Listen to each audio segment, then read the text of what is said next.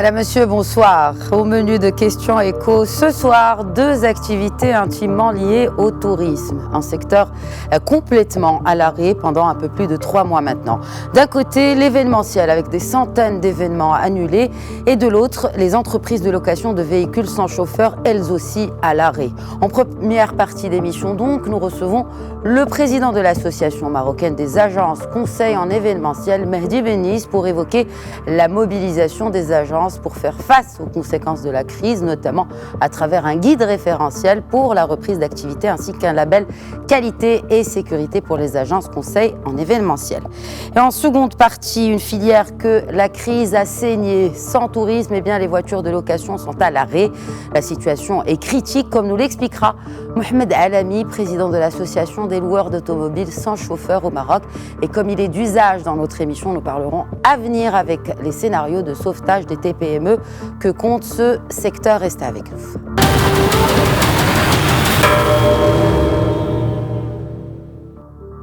Et tout d'abord, je vous laisse avec ce sujet plutôt sur la feuille de route de l'association marocaine des agences conseils en événementiel pour sortir de la crise. C'est un sujet signé Ala Benani. Pour une reprise post-Covid-19, les professionnels des agences de communication et d'événementiel ont proposé une feuille de route. Si les événements sociaux, économiques et culturels du royaume ont connu une paralysie durant la pandémie, l'Association marocaine des agences conseils en événementiel a proposé un guide référentiel des normes. Objectif, énumérer un ensemble de bonnes pratiques à appliquer par l'ensemble des acteurs du secteur, que ce soit sur le plan sanitaire, psychologique, mais aussi budgétaire. L'association souhaite par ailleurs mettre en place un label pour les agences qui s'inscrivent dans les normes qualité et sécurité et les standards de rigueur et de bonnes pratiques du secteur. La feuille de route a aussi prévu un ensemble de réunions avec l'écosystème institutionnel et professionnel du secteur. En parallèle, l'association a déjà impliqué dans sa réflexion les acteurs du secteur touristique dont les intérêts sont étroitement liés à ceux du secteur événementiel. D'autres partenaires travaillent sur cette reprise en concertation avec le groupement professionnel des prestataires de l'événementiel au Maroc.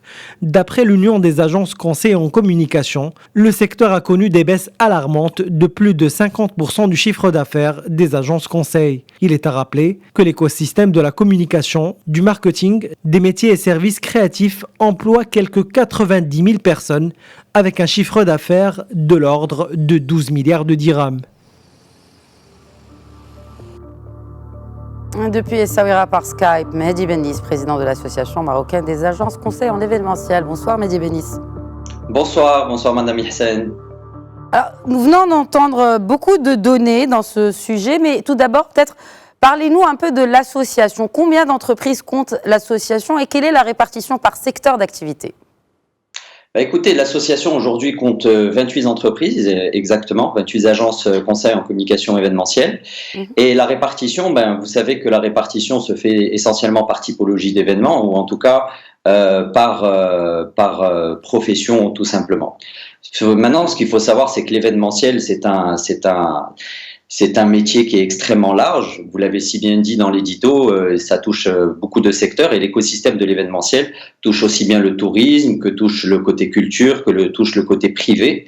Et donc, ce qui fait qu'aujourd'hui, nous devons nous mobiliser, nous-mêmes en tant qu'association, mais fédérer aussi avec d'autres associations afin de rebondir et de ressortir de cette crise.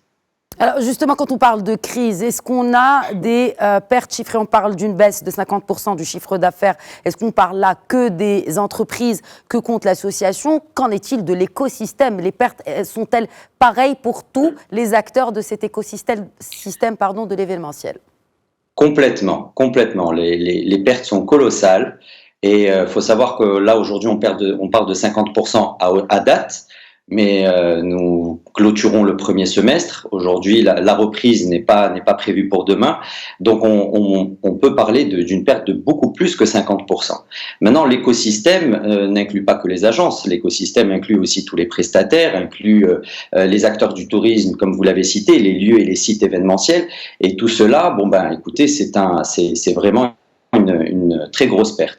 Maintenant, ce qu'il faut savoir aussi, c'est qu'il y a eu énormément d'annulations, mais dans lesquelles on ne sait pas s'il y a une reprise qui est prévue, et en tout cas, nous n'avons pas encore de visibilité là-dessus. Alors justement, en attendant d'avoir un peu plus de visibilité, Mehdi Bennis, quelle mobilisation des agences conseils en événementiel pour faire face aux conséquences de cette crise? Alors écoutez, la première des choses était de dresser une recommandation, enfin des recommandations sur les protocoles et les mesures répondant aux spécificités des activités, et notamment sur le respect des normes sanitaires. Donc nous avons élaboré un guide qui a été soumis auprès de notre fédération, donc de la Fédération des industries culturelles et créatives, et pour laquelle justement ça a fait, donc il y a eu une première référence, et donc il y a eu un guide officiel maintenant qui est sorti de la part du ministère de la Culture, pas plus tard qu'hier, pour la reprise des activités de manière générale sur le volet culturel. Et bien sûr, il y a la partie événementielle.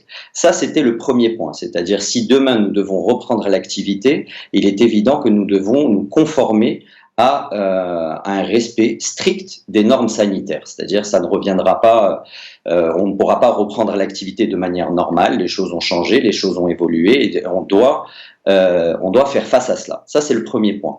Le deuxième point, justement, est de pouvoir, en tout cas, créer une union, allier les différentes forces. Mais vous savez que dans l'écosystème de l'événementiel, nous avons ouvert différentes discussions avec notamment la Fédération des traiteurs du Maroc, le groupement des prestataires, l'association Force, la MESBI et encore d'autres acteurs du tourisme pour justement traiter cette feuille de route et faire valoir justement cette reprise. Assez rapidement.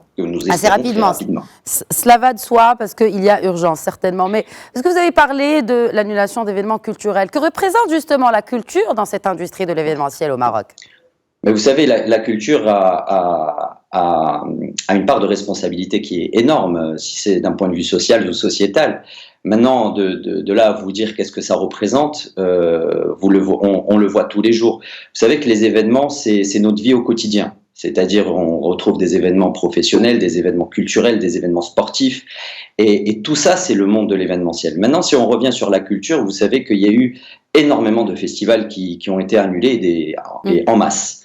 Oui. Et maintenant, est-ce que ça va être repris? Vous savez qu'il y a des événements la période estivale, comme vous le savez, sans citer certains festivals, mais on va quand même en citer quelques-uns, le festival des Saouira et d'autres, ce sont quand même des événements, on ne sait pas s'ils vont pouvoir être reportés, en tout cas, très prochainement. Donc, ce que vous dites, c'est que ça représente quand même une grosse part dans cette industrie événementielle, les événements culturels, en termes de chiffre d'affaires et en termes de revenus surtout.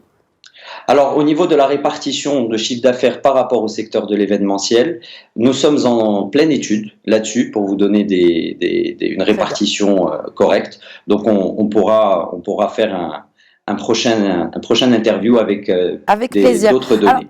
Alors peut-être que vous pouvez partager avec nous davantage de données sur ce guide référentiel pour la reprise d'activité. Qu'est-ce que c'est?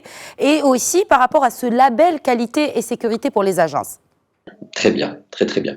Mais vous savez, déjà par rapport au guide, il y a, comme je vous l'ai expliqué juste avant, en fait, il y a plusieurs typologies d'événements.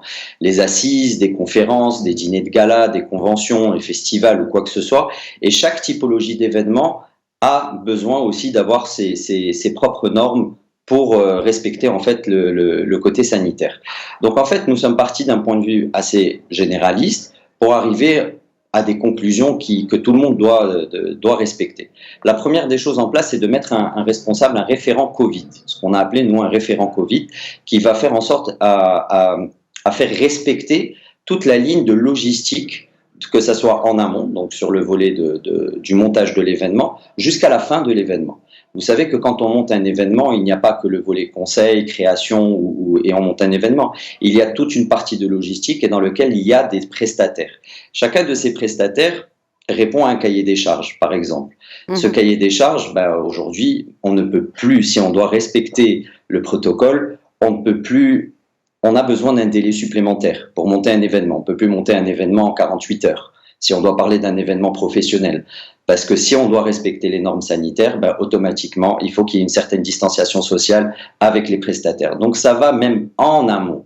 Donc pour ça, en termes d'organisateurs et de catalyseurs sur le volet événementiel, c'est tout un volet logistique et opérationnel qu'on doit traiter. Et aujourd'hui, on doit, nous, en tant qu'association, en tant qu'agence, être garant non seulement de la qualité, mais du respect des normes sanitaires. Mais le référent dont vous faites référence, justement, il dépendrait de qui ou de quelle entité? Alors, le référent Covid, c'est une personne qui serait propre à l'agence. Et c'est pour ça, en fait, que ça resterait un noyau central pour faire respecter, en fait, ces normes sanitaires. Alors, quid des entreprises qui ne seront pas labellisées? Alors, aujourd'hui, je crois que j'ai mal entendu, excusez-moi. Quid des entreprises qui ne seraient pas labellisées, qui n'auraient pas ce label que vous avez mis en place? Alors, ce label qui est mis en place, donc je pense que, quand on parle d'un label, c'est la mise en place d'un label, c'est que ça fait partie de notre programme en tant qu'association pour les mois à venir. Vous savez que la mise en place d'un label, proprement dit, prend plusieurs mois. C'est pas en quelques semaines. Si on doit parler des labels, entre autres ISO 9000, qui traitent du management des process ou de la blockchain, c'est vraiment plusieurs mois. Nous, aujourd'hui, on se tourne justement vers ce label pour faire face à d'autres, enfin à une éventuelle, je ne vais pas dire, on n'a pas envie de parler d'une deuxième vague ou quoi que ce soit, mais de toute façon, il est nécessaire pour nos agences membres et pour le secteur de l'événementiel de labelliser. On parle d'un label ISO 20121 qui répond aux normes de management de projets événementiels. Mais ça, c'est un projet en fait qui est en cours. Très bien. Qu'en est-il de l'accompagnement de l'État? Il y a eu une réunion la semaine dernière avec la ministre du Tourisme et justement le chef du gouvernement où la ministre a présenté sa feuille de route. Alors, selon vous, est-ce que cela répond à vos doléances et justement à toutes les craintes, les inquiétudes que vous avez au sein du secteur? Vous savez, les craintes ou les inquiétudes aujourd'hui, on navigue à vue. C'est-à-dire que tout le monde a envie d'avoir une reprise assez rapide. Et déjà, il faut savoir que ce qu'a fait le gouvernement reste exemplaire. Maintenant, donc, on a confiance en ce qu'ils vont faire et en leurs décisions. De là à ce que ça réponde à nos doléances, vous savez, on ne peut pas parler de doléances. Nous, aujourd'hui, on veut juste essayer de reprendre l'activité tout en respectant en fait les normes qui seront imposées. Très bien, mais ce que vous dites en fait, parce que cette réunion a connu la participation de plusieurs professionnels, de plusieurs filières, est-ce que l'événementiel a fait partie du tourisme? de cette... Absolument. Donc est-ce que vous avez fait partie de cette réunion et est-ce que vous avez échangé avec l'exécutif pour justement exposer et exprimer votre position, votre même plan de relance du secteur? L'échange est prévu pour la semaine prochaine, mais la position, en tout cas, de l'événementiel au niveau du tourisme est clairement assise. Et nous avons eu différents échanges avec, sans citer les personnes, mais différents échanges dans le cadre de la reprise des activités avec des acteurs du tourisme, clairement. Très bien. Merci beaucoup, Mehdi Benis, président de l'Association marocaine des agences conseil en événementiel, d'avoir répondu à nos questions. Merci à vous. Merci. Passons à présent à la seconde partie de Questions Éco.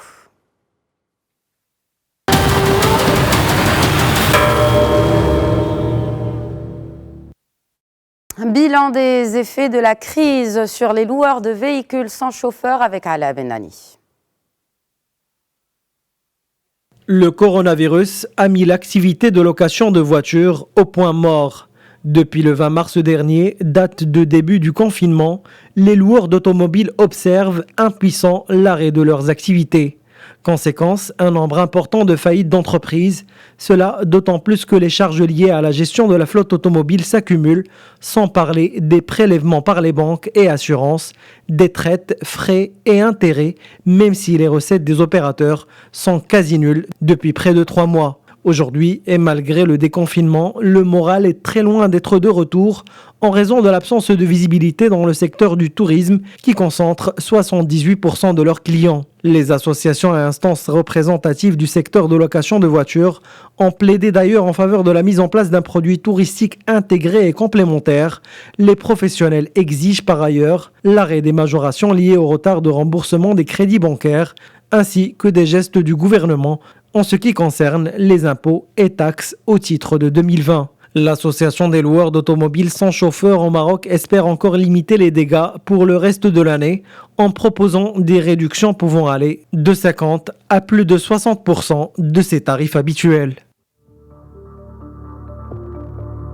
Nous en parlons davantage depuis Casablanca par Skype avec Mohamed Alami, président de cette association des loueurs d'automobiles sans chauffeur. Bonsoir Mohamed Alami. Bonsoir Madame Hissan. Merci pour l'invitation. Merci à vous de l'avoir accepté. Alors au vu de ce que l'on vient de voir, la situation est critique, mais on voudrait avoir votre avis et votre expression de l'évaluation de cette situation du secteur après un arrêt d'activité quasiment total de plus de 3 mois. Alors, Madame Hissan, le secteur de la location de voitures a été impacté avant ces derniers 3 mois, avant le confinement. Pourquoi ? Le secteur il a été impacté depuis le mois de décembre 2019, dû à la perte du marché chinois, qui pèse 150 000 touristes en 2019. On avait des prévisions de 200 000 en 2020. En plus, c'est un marché qui pèse lourd pour les loueurs par rapport aux autres marchés, qui optent plus pour la formule all inclusive, dont les clients ne consomment pas tous les maillons de la chaîne touristique, inclus la location de voitures. En plus, la situation s'aggrave dès le mars, après la décision sage de Sa Majesté le Roi Mohammed VI, que Dieu le glorifie, de fermer les frontières et de l'espace aérien. Depuis, le secteur a connu un arrêt total de l'activité jusqu'à l'heure que je vous parle. Aujourd'hui, les loueurs de voitures se retrouvent dans une situation catastrophique et certains en cessation de paiement vu que l'endettement du secteur est un secteur trop capitalistique et trop élevé. Justement, parce qu'on parle de beaucoup de faillites d'entreprises, est-ce que vous avez un chiffre, combien à ce jour, et un ratio par rapport aux entreprises que compte le secteur de manière globale dans le royaume ? Évidemment, nous avons constaté qu'il y a des cessations de paiement qui mènent à la faillite. Ce n'est pas encore le cas déclaré, mais aujourd'hui, la capacité d'autofinancement est négative. Et vu que les banques et les assurances n'ont pas joué le jeu, on continue à facturer les intérêts à tous les différés demandés allant jusqu'à 3 mois. Justement, il s'agit là, bien sûr, du report des échéances de crédit bancaire. Le report des échéances, exactement. Très bien. Par contre, les assurances, les compagnies d'assurance, ils ont refusé d'accepter les résiliations temporaires des polices d'assurance. Vous parlez de la majorité des cas ou de quelques cas isolés ? Parce qu'il est important de préciser cela. Non, la majorité des cas, si je ne dis pas la totalité. Très bien. Et donc, pour la totalité des cas, ils ont refusé la résiliation temporaire des polices d'assurance. Alors que les voitures, ils étaient à l'arrêt. Très bien. On avait demandé la résiliation jusqu'au l'ouverture des frontières et de l'espace aérien. Vu qu'on est lié au tourisme. Absolument. Mais vous avez demandé cela à qui ? À tous nos assurances, même à la CAPS. Très bien. Quand on parle, juste pour qu'on ait une idée chiffrée, de combien d'entreprises parlons-nous ici et quelle est leur taille ? Sont-elles toutes en format TPE, plutôt PME, plutôt personnes physiques peut-être ? Mais pour nous rapprocher un peu plus de la réalité de ce secteur, Mohamed Alami. Oui, les sociétés qui ont eu plus ce problème, c'est plus les sociétés TPE et les PME. Très bien. Par contre, les grandes sociétés, ils ont eu des subventions, surtout c'est des franchises qui ont eu des subventions de l'étranger. Par contre, pour les sociétés marocaines, les PME,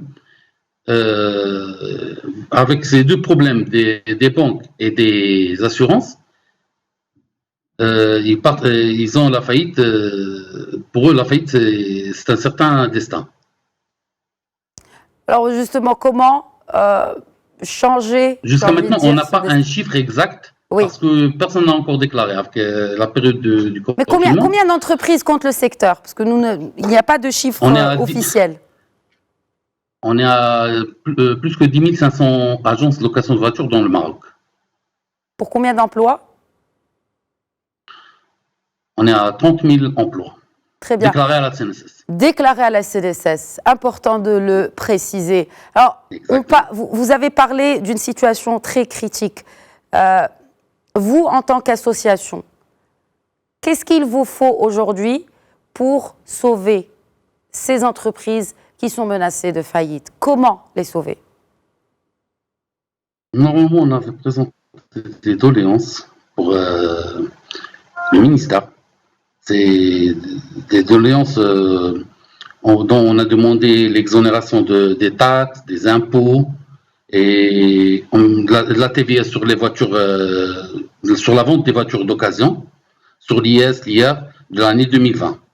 Ainsi qu'on a demandé au moins sur l'année, on a payé les vignettes de l'année 2021. On demande qu'on récupère les vignettes de l'année 2021 sans qu'on les paye. Oui. Donc ça d'une part. D'autre part, on a essayé, on a demandé même, on a proposé un autre projet qui va rien coûter au ministère des Finances. C'est un projet win-win. C'est de nous autoriser d'utiliser les voitures avec des chauffeurs dans le transport urbain et le transport interville pour les sociétés qui n'ont pas encore payé leur voiture. Ça nous permettra au moins ça nous permettra de faire rouler les voitures, de faire gagner de l'argent. Parce que pour le moment, juste pour vous donner une idée, comme vous avez expliqué tout à l'heure, le secteur de la location de voitures, il est directement lié au tourisme. Mmh. Vu qu'on a 78% du chiffre d'affaires est réalisé avec les non-résidents, touristes et Marocains résidant à l'étranger. Il y a une autre chose qu'il faut préciser, c'est que la baisse d'activité du secteur de la location de voitures, il a impacté directement le secteur d'automobile. Vu que nous achetons 37% du volume de voitures achetées par année. Absolument. Excusez-moi, je voudrais juste revenir justement sur ce point. Donc, ce que vous dites, en attendant justement pour les perspectives de la reprise d'activité, en attendant la réouverture des frontières, ce que vous proposez, c'est de réorienter justement cette activité-là vers l'activité, ce qu'on connaît un peu en Europe sur les voitures avec chauffeur. Exactement. Les VTC. C'est un point qui va... C'est un VTC, exact. Parce que l'avantage, même pour maintenant, c'est le transport. On a déjà, avec les normes de mesures sanitaires, il y a la distanciation sociale. Il y a encore sur les transports en commun, on doit utiliser une capacité qui ne dépasse pas 50% de taux de remplissage. Donc, absolument. Aujourd'hui, jusqu'à maintenant, on voit tous sur les photos, sur les vidéos, les bus qui sont toujours remplis. Par contre, si on utilise nos voitures dans le transport, ça va faciliter la tâche. Ça va vous aurez besoin de quoi pour cela? Il vous faut une licence? Une autorisation. Une autorisation d'utiliser les voitures avec chauffeur. Avec chauffeur, que ce soit pour le touristique ou pour les entreprises.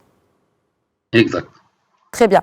Alors, si vous le permettez, Mohamed Alami, on va prendre une question d'un internaute qui se demande si l'exemple de Hertz aux États-Unis, vous avez parlé des grandes entreprises tout à l'heure, qui a repris après s'être déclaré en faillite, est-il extensible à des entreprises de location de voitures au Maroc? Vous avez un peu répondu à cette question, mais bon. Exactement, on a répondu. Donc, comme j'ai déclaré, il y a, sans citer les noms, il y a plusieurs sociétés qui ont eu des subventions de leur pays mère. Oui. Ce qui n'est pas le cas pour les TPE. Et même pour les PME. Donc en fait, sans ces subventions-là et sans l'autre plan de reprise, en l'occurrence en réorientant... Dites-moi. Pardon, Madame Hassan, juste une chose que je dois encore qu'il ne faut pas oublier. C'est maintenant, même avec le déconfinement, sans l'ouverture des frontières et de l'espace aérien, nous n'avons aucune visibilité sur le retour normal de l'activité, qu'on puisse se préparer. Donc, en plus, il y a l'annulation de l'opération Marhaba pour la période estivale que nous attendions avec impatience. Elle a été annulée dans sa version habituelle. Elle n'a pas été annulée complètement, mais exactement. Elle a été annulée, enfin, en tout cas, pas dans sa version que l'on connaît depuis quelques années maintenant. Ça encourage l'opération Marhaba, elle encourage les Marocains dans l'étranger à venir en volume.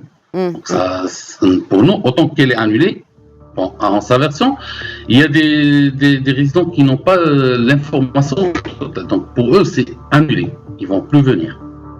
Très bien. En tout cas, merci beaucoup Mohamed Alami d'avoir partagé toutes ces informations sur le secteur que vous représentez, celui des loueurs d'automobiles sans chauffeur au Maroc. Merci encore une fois. Merci Madame Essam.